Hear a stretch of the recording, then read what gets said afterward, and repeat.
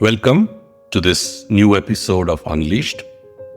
In the previous episodes, we had talked about the changes in the corporate sectors, the challenges of introducing large transformational projects, the need to get the ownership of various people, the need to understand the stakeholder requirements and calibrate communications, engage them so that those changes are effectively deployed. We take up a very different challenge today in this episode. We will be talking about the challenges in a development sector. As a country, there are so much of developmental needs across different issues, from water to healthcare to education to livelihoods. Many issues that are getting addressed. There are extraordinary leaders leading these kind of changes from front. There are extraordinary leaders motivating people to bring about these changes. They conceive solutions, they partner with different communities to fine-tune those solutions and then deploy them effectively across. There are, like anywhere else, extraordinary challenges to really bring about changes. While I think the change is very obvious, sometimes the solutions are very obvious. It has many stakeholders who need to be carried through this whole process. There are sometimes conflicting interests. There are sometimes lethargy. There is expectation of somebody else's job this is. These are the circumstances in which very inspirational leaders we are talking to today have actually worked with and brought about extraordinary changes in the areas they work with. The purpose of a podcast like this is to learn from their experiences, to identify the lessons learned so that the other people can much more benefit from their experiences, and many more similar initiatives can find better impact and actually be accelerated. I have in this podcast a very interesting, diverse set of people. I have the pleasure of talking to Pavan Mamidi.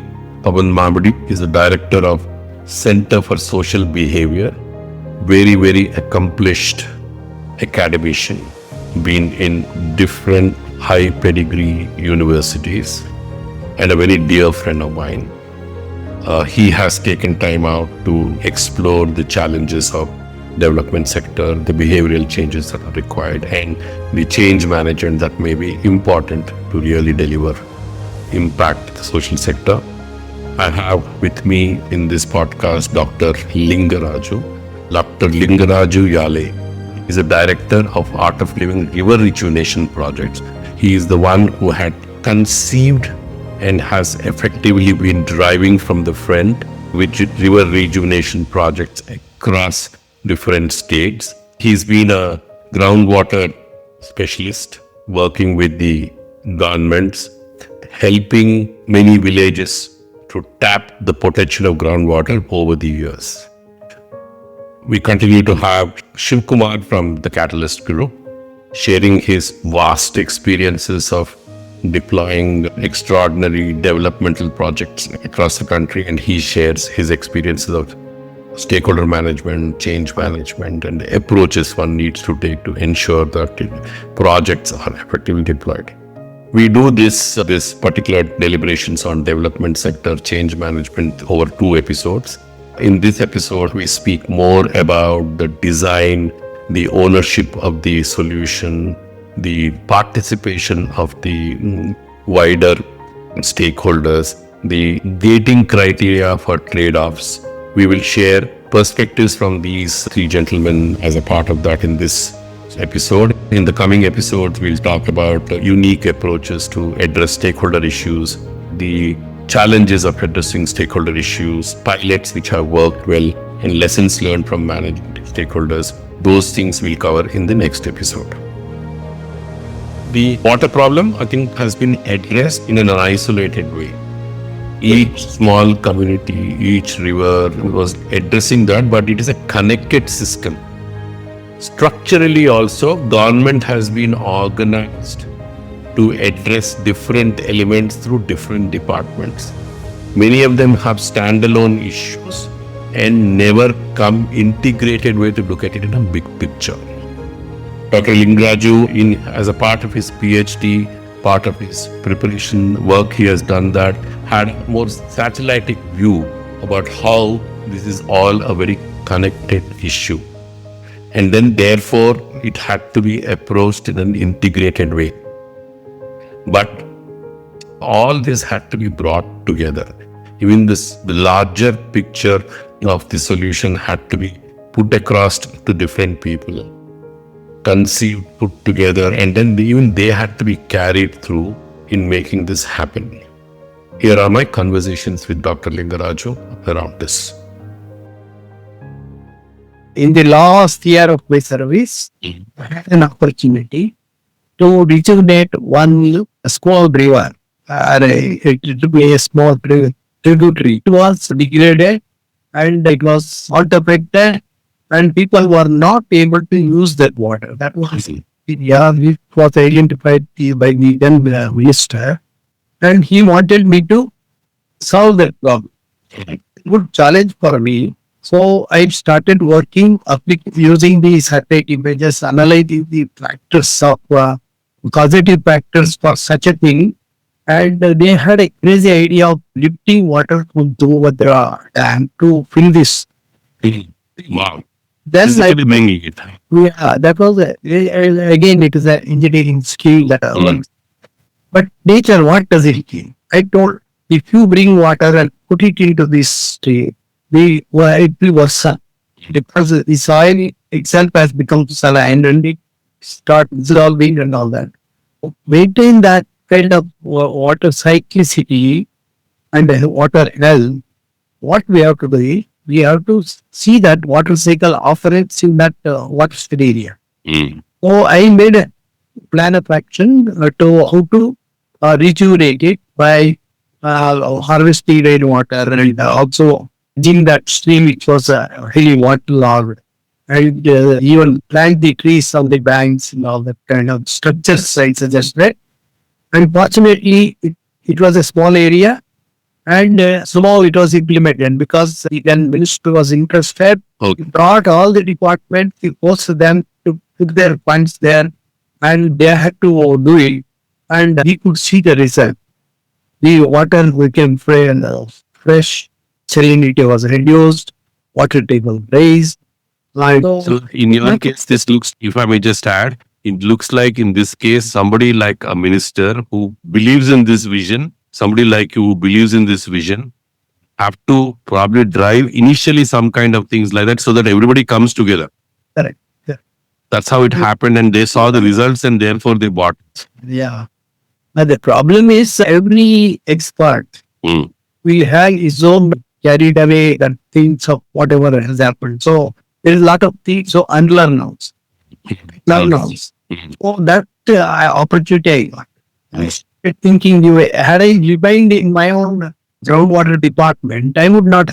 You would not agree to all these changes again. Yeah, because I knew only that. Only I was that. happy locating websites and farmers coming and reading me and. It's a very interesting point. You're saying unlearning. Unlearning what I thought all my life is good. Yeah. You thought all my life bringing groundwater is the best, but that groundwater could, beyond a point, damage. Yeah, I started saying that. I started saying myself because I was instrumental in locating more and more wells and borewell sites, and exploitation increased. So I had to work back.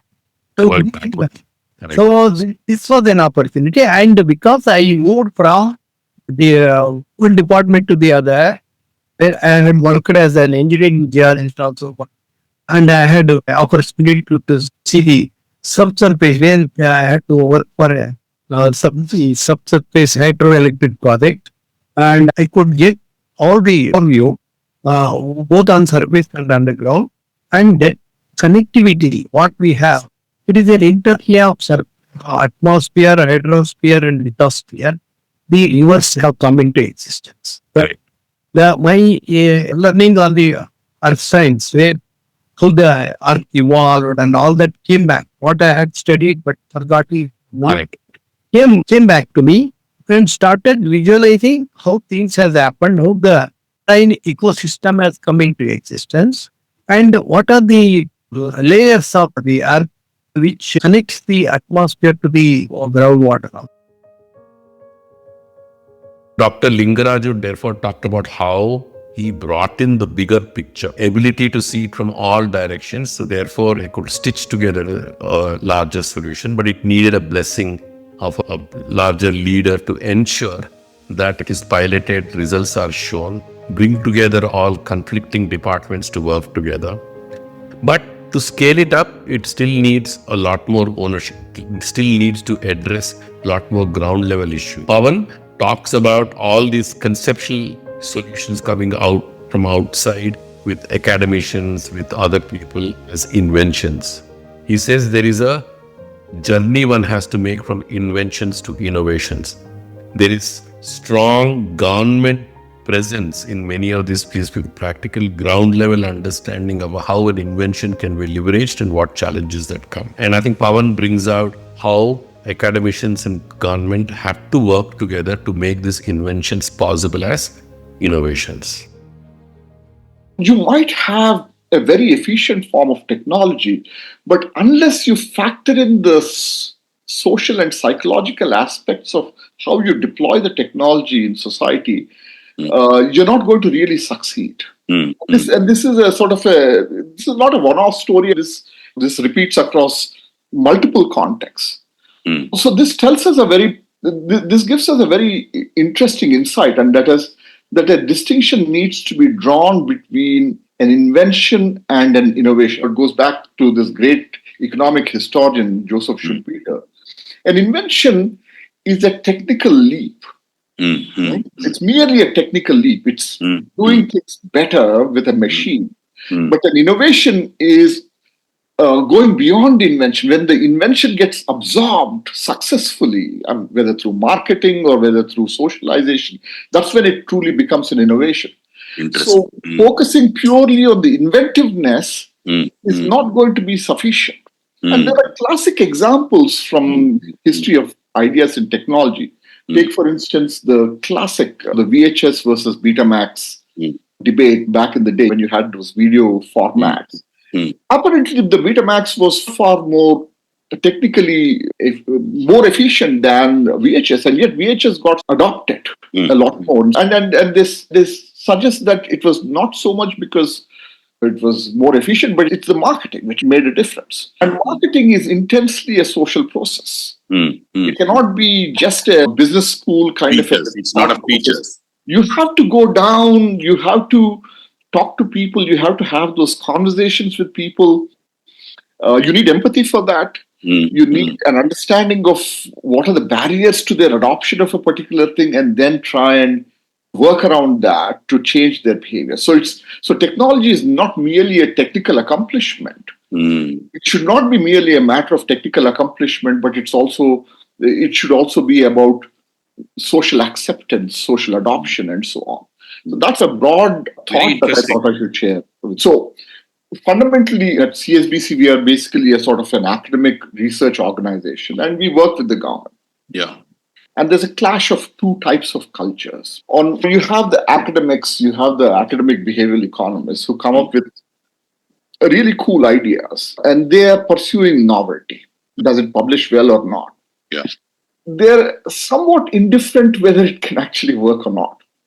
But when you get into a government, at least the government seems to be a little more bothered about whether it can work or not. Put it to use. Yeah. And they're urgent pragmatists. And the government, at least the mid-level and the lower-level government officers, perhaps not the higher-level bureaucrats, but the lower-level folks are accountable in some sense. And politicians even more so than even bureaucrats, because politicians have an accountability system. They need to succeed. Every 4 years or 5 years, they face an election.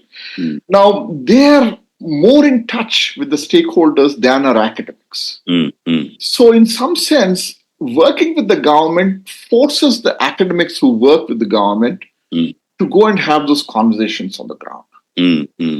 And that brings in a certain kind of a realism into what we do.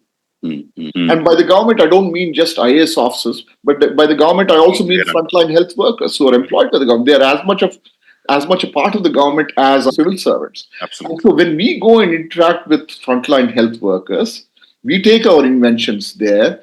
We get them to do the smell test, and they're involved in our processes. And so they're able to say, "Oh, sir, this is rubbish. This is not going to work. It might be really cool and nice. You're excited by it, but it's not going to work. And it's not going to work for a variety of reasons. And you need to listen to that very closely. And that helps you succeed in deploying an invention.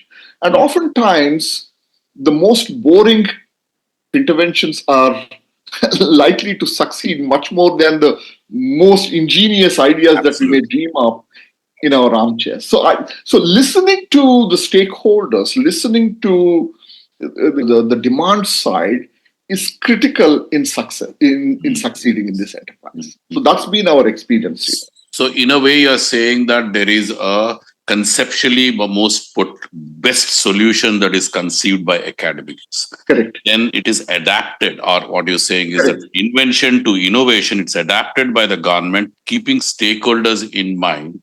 Correct. And saying what is the best way it can yield results to you. Perhaps, yes. Put to use. Actually, the government has, at least the frontline government officers seem to have a better hang of it than do the actors. And that's where I think they're very powerful people in this journey to try and get an idea onto the ground. So, and if you can involve them in the process, then it becomes a much smoother operation.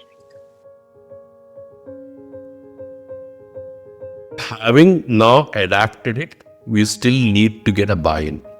This has to be locally bought. Dr. Lingaraju shares unique experiences of working with the local communities, piloting small results for them, showing how the results, they start with saying this is not their problem, it's the government's problem, to transforming to owning it. He talks about how the local leaders were built through Art of Living youth leadership programs, who then orchestrated working with the larger village panchayats and gram panchayats, etc., to localize and understand the approaches, how their local problems can be addressed. And a very unique experience of transferring the issues, ownership of issues to them, and then only this intervention was successfully implemented. A riverine ecosystem where the streams start, and it is river is thought as it is a big flow of water stream, but it is not so. It is a network of stream and as an area of catchment, and it has the layers. A layer, we have soft drop layers, we have hard drop layers, and the water moves through that. When one of the basic directions are multi, it can come out as a spring somewhere. It can come out as an environmental flow, even the rain stops. So this kind of vision was to me. And I thought we should go for river. We prepared a map using the tools of remote sensing and JS. It is a very good tool. And also where we can prepare the plan of action. And my knowledge of geology, that is geomorphology. Geomorphology is the how it looks up from outside and what will be the black walls. So I could delineate them and made a plan to, because so the rain, but rainwater follows the stream network. The stream network are carved by nature because of the rock formations. These rock formations are connected to the aquifers. So link the rainwater to the aquifers and save that water which flows, runs off and evaporates, and put it below the surface so that it will last longer. And it will also flow on par with the topography, and it will emerge as an environmental flow in this. But what is happening is the exploitation is wide. People are building deep borewell, and this fraction of water is making the cycle, the water cycle was stunted or disconnected. So we have to recreate that So I prepared the plan of action covering the entire river base. Mm. So that was a larger canvas where I can connect all that water falls on the rain will follow the stream network, and there I make it flow slow and flow vertically down and emerge before the concept of river rejuvenation. But what is happening in the government also, or wherever some people who are working on this line, they focus their attention to some administrative work. We'll cover this taluka where it is more exploited, or in a NGO or somebody, you will cover this village. Like that, the area of interest is also got piecemeals. So I put all that together. It is a big vision. Some people laughed at me on my own colleagues. That kind of work, who will you? Put the Nira Nigams and all that. They said, we are into infrastructure. We are building dams and all that. Your idea is only to dig some small trenches up, some pits there, that kind of thing. It was not fitting to their programs. With this kind of disappointment with some idea, I wrote a book and met Gurudev. Mm. And Gurudev said, we will do it, you come. I will tell you how it can. But what happened? He announced what is called as Volunteer for Better India. Mm. And hundreds of volunteers met me. We announced it from Delhi and we met in Kagan Park where hundreds of volunteers were there. And I made a presentation. Then people started getting together and helping me, irrespective of their branch of knowledge. They supported me to go to the villages, and I explained how the water operations and water cycle operate, and even they talked to the farmers and started working on the dried up wells, dried up step wells, this Kalyanis. And it was all because the water sources were not there. It was all filled with garbage and all that. So first Ramadan with his volunteers was to remove that silt and all that. And the next thing I occurred to my mind is if we can make the water, convert the rainy water into groundwater through the simple recharge structures like a recharge and home check, etc. Simple things, making the locally available material. And even that, our own contributions were made and we did it. And the next page is that we could see those cleaned wells got water, very transparent water started rising. So that was a turning point. And these volunteers took me to their companies where they were working. Most of them were software engineers. So they brought funds from there. Yeah, they took me to their CSR. And the CSR, when I made a presentation, and also they saw the work where we did it in Shamnan and our friends, and they supported. So this was a good story. Fascinating. Yeah. Fascinating. So I think one big takeaway from me, from what you are talking about, that people were doing isolated water improvement interventions at a taluk level, at a village level, at a well level, at a smaller level, which is already happening. Nobody, and you brought in this bigger picture that this is all connected ecosystem, and it finally says, therefore, we have to think at a river level. Itself was a bigger change in the vision and approach to this whole thing. Of course, there's a related soil related issues, related forest issues, there are related underground water. Everything I think is connected. I think what you brought in. Then, of course, this is a too big an idea for anybody to adapt. Or also sometimes it's also conflicting with their projects of, let's say, putting an irrigation dam or other things. It's conflicting with their own requirements.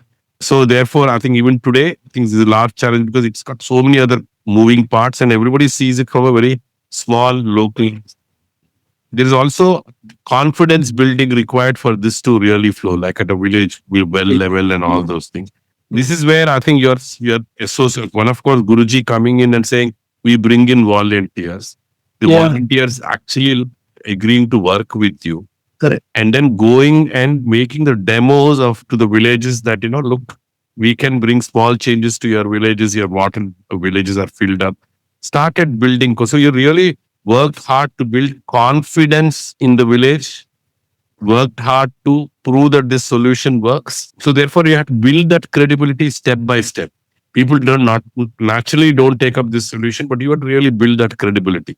When I walk into a village as an urban person, I stick out. I don't belong to that place. How did the villages allow this kind of work to be taken up? What was the art of living role in building the confidence in the villages to say, explore this? Because you're bringing physical workers from elsewhere, of course, it will benefit. But a lot of people don't immediately take up the benefit till they trust you. Yeah, they were looking for the government to do it. But we approached them when we started doing it with our own funds and all that, and our art of living teachers, the youth leadership training program teachers, they played their role Okay. in connecting the people, bringing them together, and conducting the training program. The youth training program is a and in that, a special session was introduced to know about their important problems. So I appear and I started telling whomsoever comes from which village, what is his problem? Everywhere the water problem is there. So taught them this is the way here. Because I am also a popular science writer. So I could tell them very easily to put the scientific language in a very common language, and they were convinced. They started cooperating with these. We can summarize what I understood. There was this YLTP interventions into all these villages, Correct. where I think we built strong individuals. The YLTP leaders were built. It became a community. They, in sessions with you, identified their water problem, owned their water problem, Yeah. and you could explain the solutions through your ability to actually connect with them on how to identify and solve the water problems. So they become natural owners of that change. Correct. You actually through this whole YLTP program, and then this together with the volunteers coming from the city, the local people own the problem. The volunteers from the city were also physically working. We're also bringing resources to make this happen. Yeah. It's Actually, a big movement. It's a really big movement that is happening. A lot of people don't understand this building the village, the YLTP. It's a very crucial step to bring the change. All of us, a lot of times people go without, and the village has not bought the solution. Here, through your intervention, YLTP and your intervention, the village has bought into the problem and the solution. yeah, but it was not that easy. Of course, there is several attempts that have been made. What was the why we should do it? Already government schemes are there. Their elected representatives were pleasing them that they will bring water from Equinone or something like that. Correct. Assurances were there, and why they should bother. So it was difficult. Right. What we did was we prepared the maps and also the actual plans and all that. We went to the Gram Sabhas. That way, the government officials supported us in organizing the Gram Sabhas. Where the entire village will sit there, and there will be a lot of other issues. Amidst that, we were given a chance to talk to them. We, in our own art of living style, we started with Subhay or something like that, silence and all that. Then we thought, what is the problem in their area? And because we knew all that, then we report on the status of river was there. And we explained this is the problem in your village and this is the type of people. They also started telling, no, I drilled 1,000 feet bore and I'm not getting water. It dried up somewhere like that. This also starting exchanging their ideas, and we told how our recharge structures will work, and with some sketches and maps and all that, and it worked. When it worked, many people started reporting. A village where the hand pump was for many years and it got water, but that was an opening thing, and then started people observing their wells and they started getting more needs and all that. So there were several stages again. Yes. So the YLTP intervention, then this Gram Sabha, because there are otherwise people were, particularly we went to the Gram Sabha to deliberate with them what they are doing versus what you can do. And then that intervention actually helped them to accept or own the solution, try it out, and the Yes. results started coming, then it becomes a multiplying. Carrying people is the most important thing. Otherwise, you couldn't have gone and just done Yeah, it. most of our things happened in the grassroots level on. Grassroots We didn't level. even, we didn't even go to the MLA. We MLA. started at Gram Sabha level only. We started working. The chairman, the vice president will give the approval to work in their villages and all that. We got the collective people to own the objectives. But are the objectives owned equally by everybody? Will they be, for it to success, that one's objective has an impact on somebody else's objective? So in a business case, let's say if I'm introducing a technology change, it's a CIO's objective is to deploy it effectively. But it's not equally bought by the business until that deployment of technology has a revenue or a cost impact measured and agreed to in timeline. So let's say if I introduce a technology today, in Q3, my revenue will increase because of this technology, then the business people actually buy it. So what happens? How do we manage this variations in impact, variations in ownership of the objectives? We reflect with power. I always studied the goal of no alcohol in Andhra Pradesh sometime, where women took it as, it's not a stated goal, but as a family goal, they took it up, and then for alcohol had to be banned. Correct. Are there any societal movements which are putting goals like that, which therefore the solutions may come from elsewhere, but the society says, I want to, as a society, achieve this? Yeah. So there are some goals which are shared by one section of society. For instance, women. They want to be free of violence against them. And that goal may not be shared by men, by equally by the men. Absolutely, yeah. Or the way intra-household work gets distributed between men and women. Or norms relating to women working, for instance. Claudia Goldin, the economist, the Nobel economist, talked about how there is a U-curve in labor force participation of women. At the lowest end of the spectrum, the x-axis is class or income, and the y-axis is the number of women who are involved in the labor force. At the lowest level of income, families cannot afford the norm that women should not work. So that's why it's a U, right? At the highest level, there's greater liberation of women and they tend to work. But in the middle level, there is this false norm that women should not work. And this is a norm that has... They are the people on the... Exactly. And that norm has been perpetuated by the hegemons, who are the men. Right?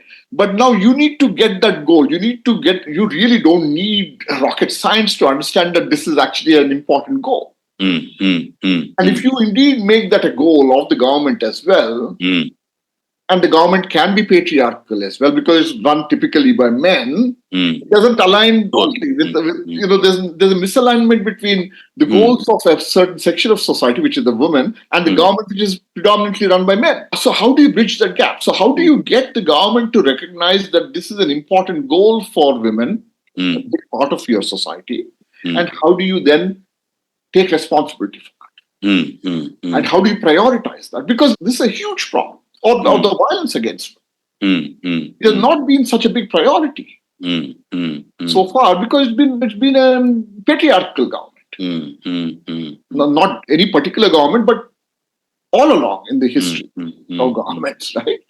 So the alignment of goals between people and the government, I think, I think you're absolutely right. I completely agree with you on that. And it's not always straightforward. So clearly, as Pavan brings out, that there is a difference in objectives. Priorities would therefore be different, and therefore the interest in participation may get impacted if your objectives are not in the same line as the one who's driving the larger change. However, when there is a larger community good and there is a larger community drive, like in the case of Dr. Lingaraju, although they might have been varying objectives, other stakeholders, the larger community good and the larger ownership at the community level drove the change. But this is always a challenge where Many times failure happens because we don't fail to recognize the objectives of others. When we talk about stakeholder management, we'll probably bring up these issues more. Shiv reflects about his experience where multiple stakeholders, different objectives enter into a development sector. But as a large program gets implemented over a period of time, there has to be a gating criteria where trade-offs are managed. Shiv talks about the trade-offs being centered around the final beneficiary and every other stakeholder's objectives take a backseat. The top priority is the final beneficiary and every other stakeholder takes a backseat. And with that kind of a mindset, I think they brought in a lot more lasting impact in the areas they have worked on.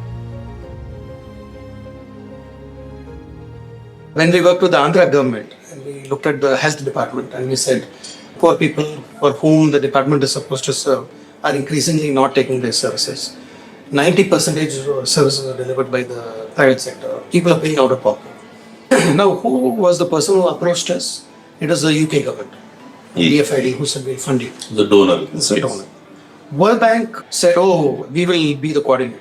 Okay. And they said, we need to do a functional review. I was like, what do you mean? Every review has to be functional. What do you mean functional review? They said, no, that's the way we assess departments. We developed our own methodology where we spoke from people who cleaned the offices right up to the secretary and did a series of interviews and things. And one of the things we even established is a FIB index. To go back to your question, DFID would want to say, what is the investment I can make in this to make it better? World Bank would say, how many mistakes can I find to make myself relevant? Right? Not in a negative way.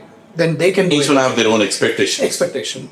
Now, the couple of lessons there, and believe me, it was not a straight line of things. We made a lot of mistakes.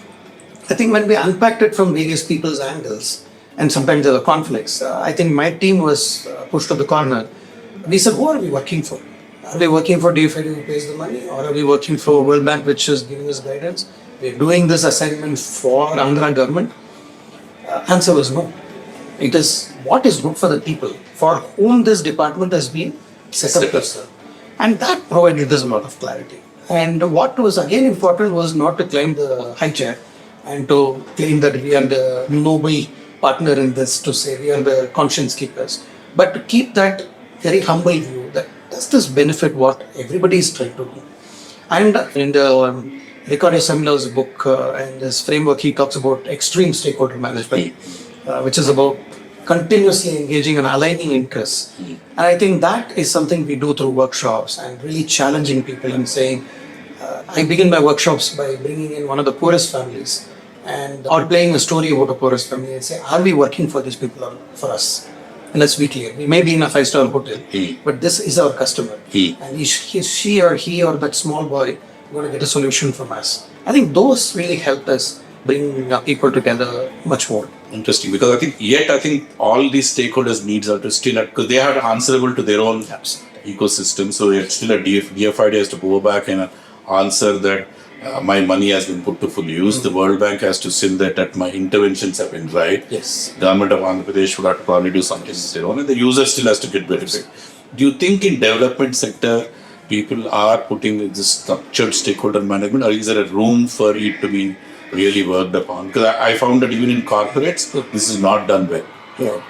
No, I think when you come down to it's more reactive, I can put it that way. Yeah. It is reactive. It is also there are some people with more power than the others. Then that is so people with. But you'd have a strong objective to which, like you said, my larger objective is the end users. So keeping that objective, then you balance everybody. We have to balance. We have to find answers for everybody.